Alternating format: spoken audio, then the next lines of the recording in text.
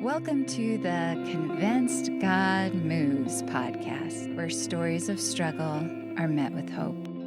My name is Audra, and it is my privilege to interview some amazing people and learn how they navigate through hard things. Today, Judy will explain the difficulties of being the caretaker for her parents. Her mom and dad passed away 4 years ago. Both of her parents had dementia in their final years. Judy shares some wild stories of what she was juggling while living with her parents. She explains the adjustments to levels of care needed as her parents declined.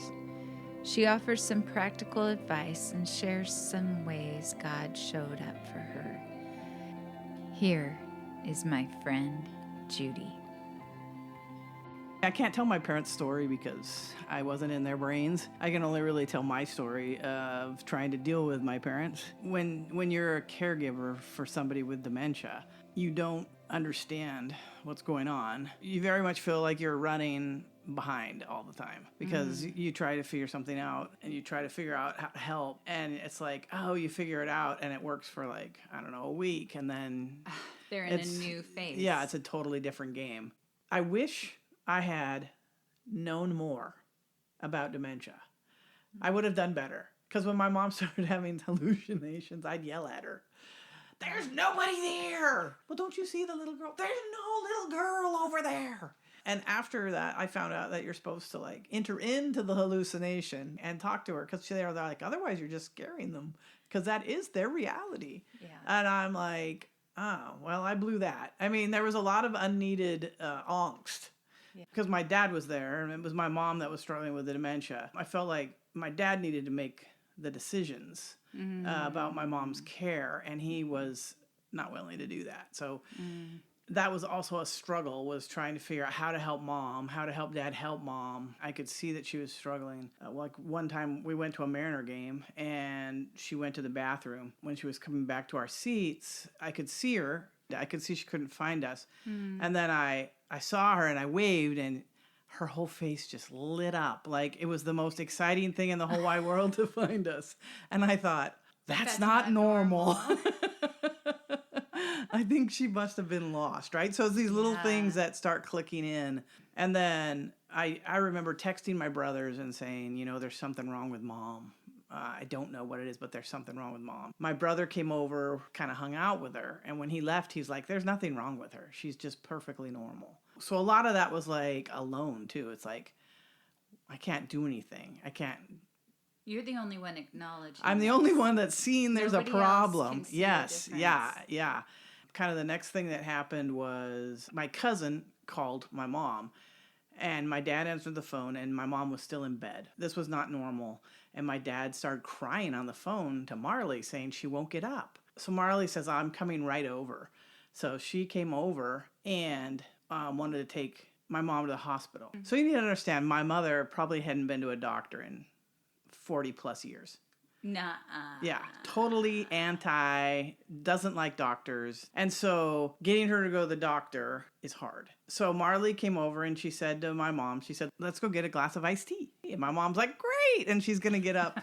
And my dad said, you're not lying to her. And she's like, I'm not lying. We're going to go get some iced tea at Northwest Hospital. And so my dad's having a fit about the whole thing. Marley calls me and I'm at school. Fortunately, it was a non-student day, so I could talk to her. She said, I've got your mom in the car and we're headed to Northwest. She said, I think you better meet us there because I think your dad might put up some roadblocks. I got there. I remember being extremely anxious about the fact that they might look at my mom and send her home. Because I'm like, there's something wrong with my mom. Nobody seems to see that there's something wrong with my mom. They're going to just send her home, and I'm going to be back at this place of it's just a very helpless feeling. Like, how do I help? Her blood pressure was off the charts high. The intake person said, you don't need to worry. We will not send her home with her blood pressure like that. She had a UTI, and mental confusion is extremely common with UTI. But my mom probably had a UTI for 6 months. So she'd had infection running through her body. She ended up having to put in a pacemaker because her heart was basically destroyed. It wasn't beating and wasn't doing all this stuff. After the pacemaker, when she came home, she was much better mentally, but she was not normal. My mom was very sharp.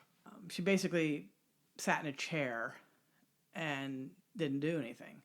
And that's very unusual. Anyway, she was very susceptible to getting urinary tract infections. So anytime she started acting odd, I would call the doctor and say, I think she needs antibiotic. And so we'd get her on that. And then she ended up being back in the hospital with sepsis. So she's just very susceptible to these infections now. But what we didn't know was like this was probably destroying her brain, because it's like how you can't have infection just running rampant through your body.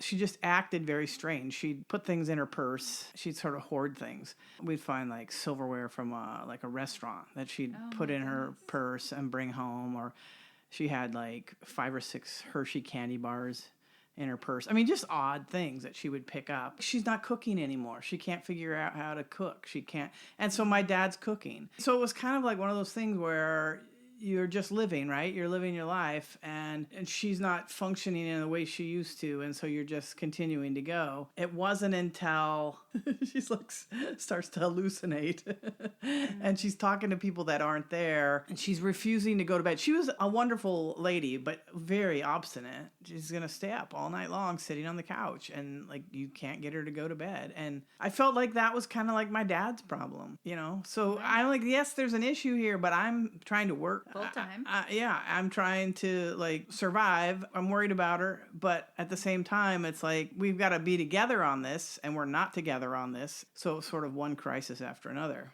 I got my brothers to finally understand that there was a problem. Was a Christmas Eve when Mom started introducing people to each other that knew each other. She was really out of it, and she was talking to people and that weren't there, and everybody saw this. She was super hyper stimulated, very animated, and everybody left.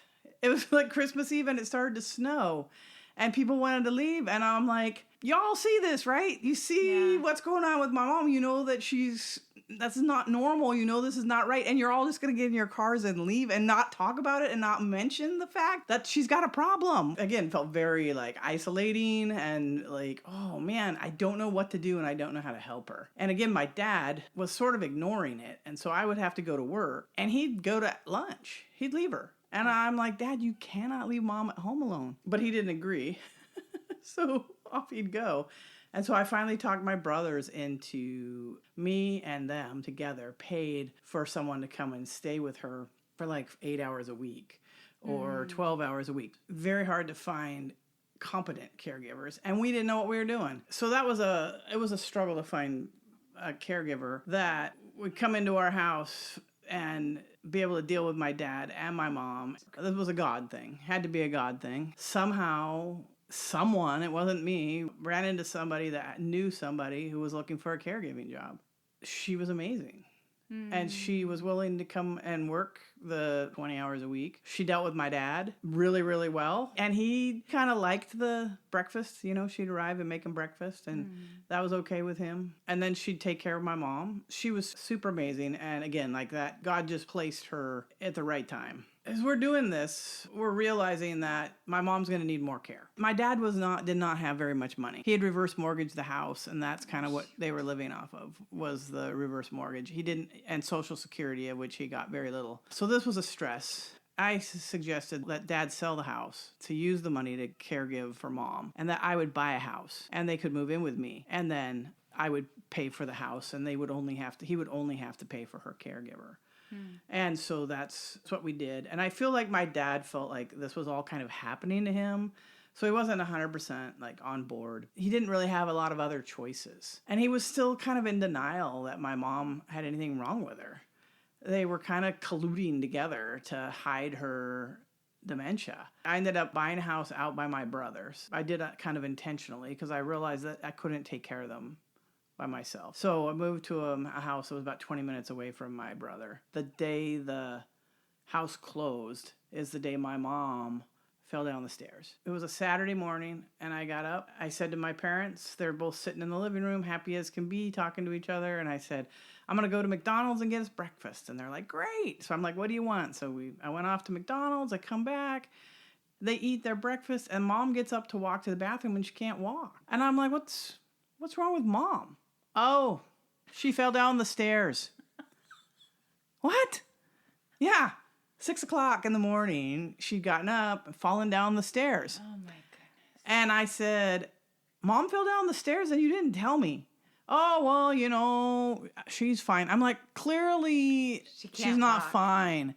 So we ended up taking her to the hospital. She was completely uncooperative. Wouldn't lie still, was mean, obstreperous, like not letting anybody do anything. They tried to get an x-ray. She wouldn't lie still. And they finally sent her home and told us that she would be very sore and she needed to walk. She'd get super sore if she didn't walk. So we went home and she got worse and worse and worse. I got their bed set up in the new house because in the old house she couldn't go up the stairs, so they were sleeping on a hideaway bed. My dad and I went and spent the night then at the new house. We're now in the summertime. The caregiver called me, woke me up like at 4 o'clock that morning and told me that she was taking Mom back to the hospital. She says, there's clearly something wrong with her. She's in way too much pain, and I'm taking her back. And I'm like, okay. When we got there, the doctor was like, I don't know what you want me to do for her.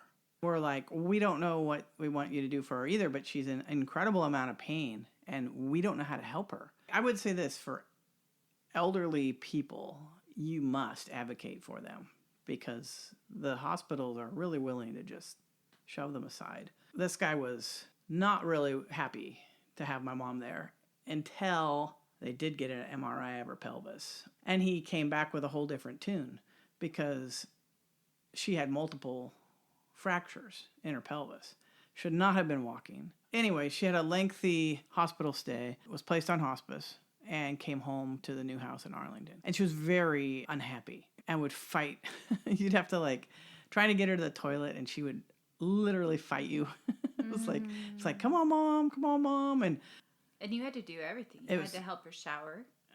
Well, the caregiver, I still had the caregiver come in. Okay. So the caregiver showered her. I never did bathe my mom, but I did have to change the diapers, which was not my idea of a good time. Yeah, at the Arlington house, we still had stairs and the bathrooms were upstairs. So I would carry her up the stairs. Oh. The nice thing was that our super good caregiver was willing to extend her hours. So we ended up being able to pay for her to come in longer. But at this point now, I'm the only one moving us out of the house, the Shoreline house where we had lived for 30 years, and I had to get it all out, and Dad wasn't helping me. I could only do it when there was a caregiver there. Yeah, you're just like, holy cow, what the heck is going on, right? There's a lot of questioning of Well, and your summer, you must have felt like it's disappearing too fast, because when the school year started, you were working full time. When the fall did come, at that point we had a caregiver coming in at 9 and leaving at 4. So it was a long time, but I was leaving at 6 and getting home at 5. It was a real struggle. And again, my mom was a super, super godly woman. There's a lot of questions in my brain. What the heck, God? Why my mom? Why my mom? So let's stop there. Talk about your mom doing BSF. She was the head leader of that? Well, she was a teaching leader. Okay, so that's a huge time requirement. She was in BSF for 40 years, and a lot of that, she was a teaching leader. So she would lecture every week to 450, 500 women. Her routine was that she'd spend the whole week writing her lecture. When you're 70 years old, you're required to leave BSF teaching. You can no longer be a teaching leader. My mom wasn't 70 until after BSF started, so she was able to teach her 71st year. And then she started being a children's leader back at BSF. That was another concern because she's driving to BSF, and when she was 78, we're not sure she knows how to get to and from. So we ended up driving her. But we're like, I can't believe BSF wants her. She was enough of a help they welcomed. Well, yeah, she wasn't just a help. She was awesome. And the next year they were going to take her back. And we were like, are you sure? Because we wanted them to say no. Yeah, we didn't want to be the bad guys and say, yeah, you can't do this. The hardest thing ever. We had to take my dad's car keys away. Why can't the state patrol take the car keys away? He's been in 6 accidents. When this dementia strikes, to me, it was just a very odd person to pick for dementia if we're picking somebody, and from God's perspective or whatever, when he could have said no, but he was like, okay. So we're now in our new house in a new location. It's kind of working. I mean, it's not very much fun because I'm on every weekend. And my brother and his wife, they did help out some, but unless you're the primary caregiver in a situation, I don't think you get it. The stress, the high maintenance of the dementia patient. My mom walked after the broken pelvic, and she did graduate from hospice. That was actually made me really happy. I was very excited about that. But she also didn't feed herself. You had to physically feed her meals. COVID hits. The schools closed, which was really nice because I couldn't bring home COVID. Oh, sure. That June, my dad had some type of stroke. He was, from that time on, mentally not there. So I basically had 2 dementia patients. And my dad was very different because my dad would run. He would flee the house. And I would have to chase him down, and you'd ask him where he was going, and he's going to get on a bus to go buy a car. He was gone. He was up at 3 o'clock in the morning turning the TV on as loud as he could. And he wouldn't believe me when I told him it was 3 o'clock in the morning, and he would argue that it was 3 o'clock in the afternoon. He was much more difficult to deal with. I didn't want to change my dad's diapers. I kind of had drawn a line there. Like, I'll change my mom's diapers, but I'm not going to change my dad's diapers. I didn't see a way that we were going to be able to keep them together because they were both in really different places. My mom went into congestive heart failure. I had to take her to the hospital. I was like, what's going on? And they said, well, your mom's in congestive heart failure. She's probably, not going to make it. And I'm like, well, what can you do for her? They were like, well, we could make her more comfortable and put her on oxygen. And I'm like, well, please do these things. They wanted to turn off her pacemaker. I was like, if you turn off her pacemaker, she'll die. And they're like, well, yeah. And I think they looked at her and thought, demented old lady, very little value for life. And as a Christian, I think there's value in life. I don't know. I can't tell you what value there was in my mother's life. I can't tell you. I don't understand it. But I also believe that you don't just pass life. I mean, that's God's job. That's not my job. She ended up coming home. Hospice came back in. They're watching me and they're asking me. They're like, I don't see how you can do this. I don't see how you're taking care of both your parents. I don't. This is chaos. Work. Is she singing at this point? My mom did. She started singing, and my mom could not sing, and it wasn't a tune. It was just like noise, constant singing of nothing. And it was pretty loud. It was very loud, and at one point, my dad asked her to be quiet, and she's quiet for like 2 minutes, and then she starts singing again. And it was all day and all night. She never stopped. And so yeah. But then you put on Amazing Grace, and then you play some of the songs that she knew, and you could just see her whole face light up. She knew those songs, and she wanted to sing those songs. It was insane. There was many a night I went to bed, and I was like, Lord, I don't know what to do. When I look back on it now, I mean, clearly, God help, or I wouldn't have managed it. By this time, I've put an alarm on the door, and I had a bathrobe by the door. If I heard him run, I could go throw my bathrobe on and chase him down the street or whatever. So hopefully he didn't get away. I can't even explain all the bizarre things that happened in that house. My dad would I'd wake up in the morning, I'd come downstairs and he'd be lying on the ground. And I'd be like, what are you doing? Oh, yeah, He's like, I'm like, do you need help getting up? Oh, I'll get up in a little while. He couldn't get up. And so... And he had just fallen? Yeah, he'd fallen on his way to the bathroom or something. And the whole place from the bed to the bathroom, there was just like this whole line of pee, all the way down the hallway. And it was gross. He wouldn't hit the toilet. The whole thing was gross. But again, another God thing. So this amazing caregiver could not work on Thursdays. And we moved into this neighborhood, and nobody had been particularly friendly, except for this couple next to me that were super, super friendly. It turned out that she had been a nurse, and she was having mental health issues. She was having trouble leaving the house. We had a caregiver that was working on Thursdays, and when she quit, I asked Alicia if she'd come over and be willing to take care of my mom on Thursdays. She was so excited to be able to come over and take care of my mom and get a paycheck. And she loved my mom, absolutely loved my mom. Again, she was amazing. So between her and Susan, these two caregivers, I mean, they cleaned the house. They would cook dinner. They would feed my mom. They'd make sure my dad was fed. That was a miracle that we had that. There was one night that my mom had just an enormous amount of diarrhea. It went everywhere. I looked at it and I was just like, I have no idea how to deal with this. I don't know how to not get it all over the floor and all over everything.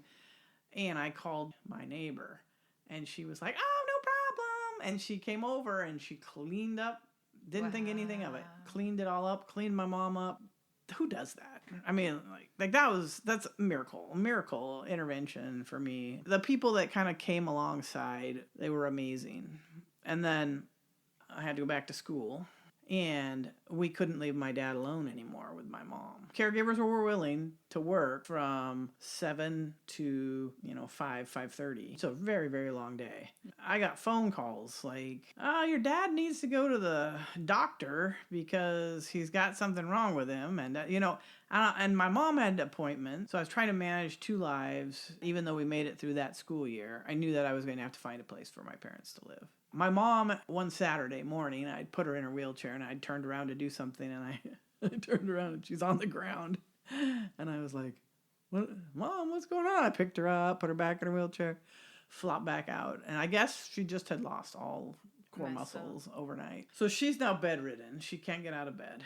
Again, trying to manage her, trying to manage Dad, and with very little money. And I didn't want to put them in a yucky place. And my dad was adamant that they not be separated. And again, they needed separate care. Yeah, because your mom can't run away. She's Mom couldn't. Bedridden. And then your dad's a flight risk. Yes. He's just taking off all the time. I was worried about my mom. She'd had tremendous care. And I was afraid if they went into someplace that they wouldn't get that kind of care. My dad, because he didn't have the funds to pay for a super top level place, most of the places that will take an elderly person wants you to guarantee that you can pay for 3 years. At this point, we had $150,000. Basically, we could pay for a year. Hospice suggested I try calling social services. Well, all the social service person would tell me over and over again was I couldn't take my parents' money.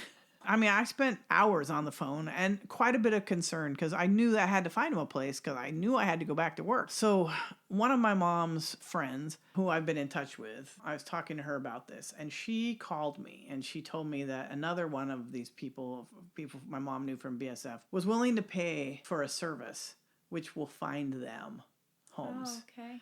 That was amazing. That's another God thing. Gift. It was like, holy cow, because that's super expensive. I hung up from that phone call, and I had a phone call from the hospice social service person. She said, I have a place for your parents. She says they can go together. It's an adult family home. They have a big room for both of them. They can both be in the same room. And I'm like, do they understand? They understand that my dad runs? And they're like, yes, they understand that he runs. And I'm like, and they understand that my mom has to be fed, and that she's like, yeah, they get all that. It's kind of, again, a miracle that there was a room open. They took them within like a week. Okay, so now a few little God stories. My mom has full-on dementia.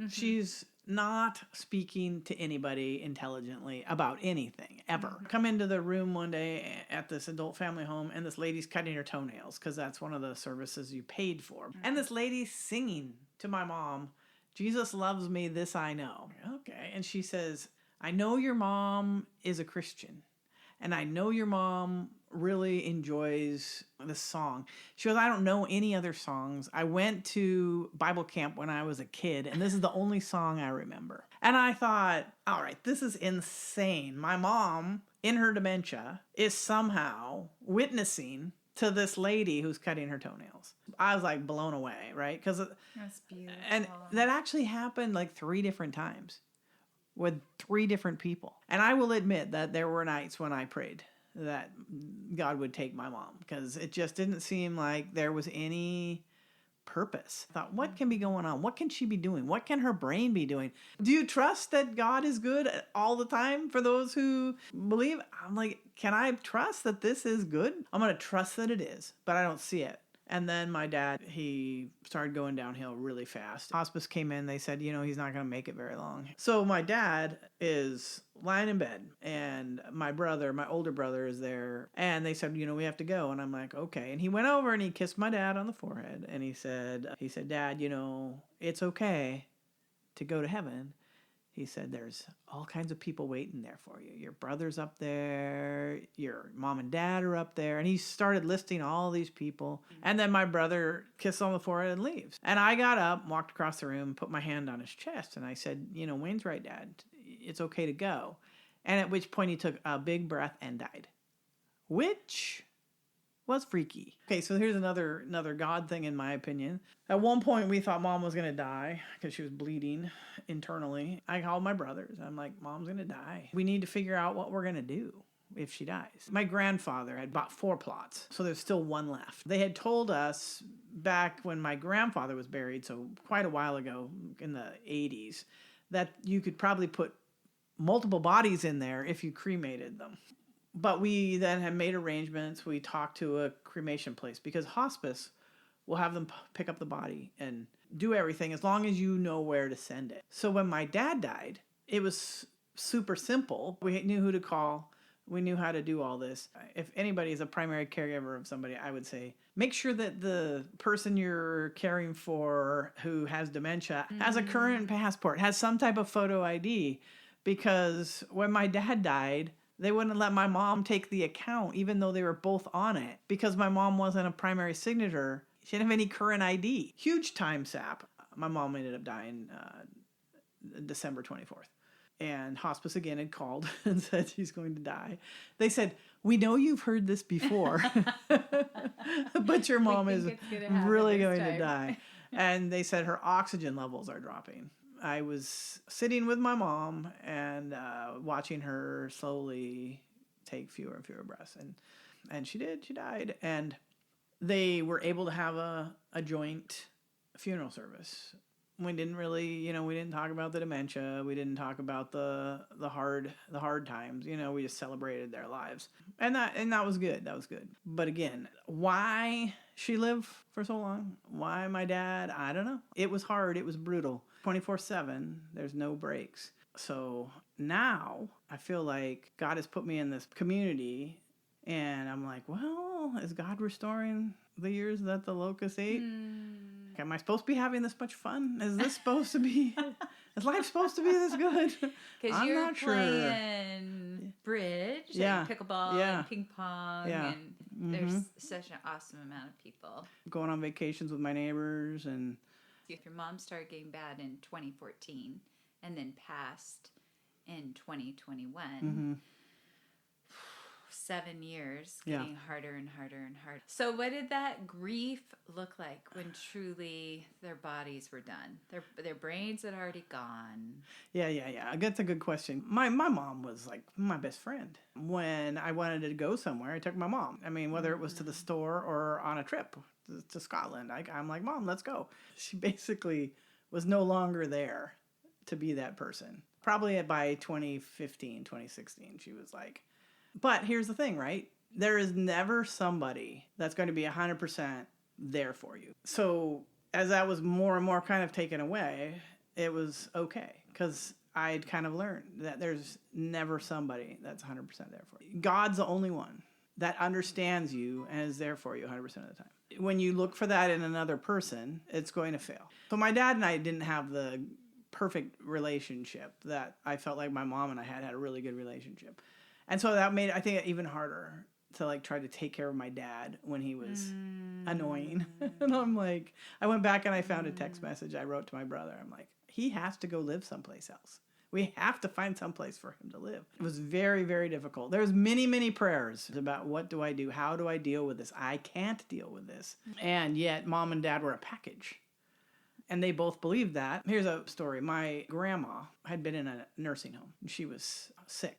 they were trying to decide if they should remove the feeding tube. My dad was over there. They were in Walla Walla, and he heard this. My mom and dad had a conversation and had a fit. They said she would not want you to remove the feeding tube. And so they didn't, and my grandma recovered, completely recovered. And when she found out that they were going to remove the feeding tube, she was so mad that they would even think about that.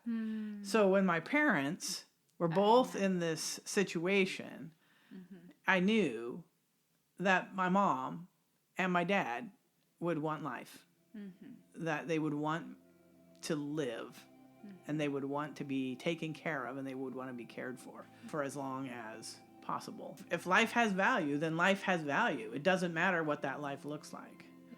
You know, can you honor that? And I'm like, oh, man, it's hard. It was probably 4 years of my life of intense caregiving. Just 4 years. That's not that much. No, that's a lot. Your days are long. Oh, I'm not denying that. But it wasn't unending. Like, it didn't go on forever. Yeah. It wasn't like I was pledging my life to something. I mean, it was finite. And if I trust God, I trust him. Okay, you know, then what's your option? People that are full-time caregivers, it's a rough job, and you need to find some way to have some time off. Caretaking, no doubt, is not easy, and your days must feel impossibly long with no end in sight. May you carry just one day at a time and seek out people to come alongside for the days ahead. Blessings to you, dear caretakers.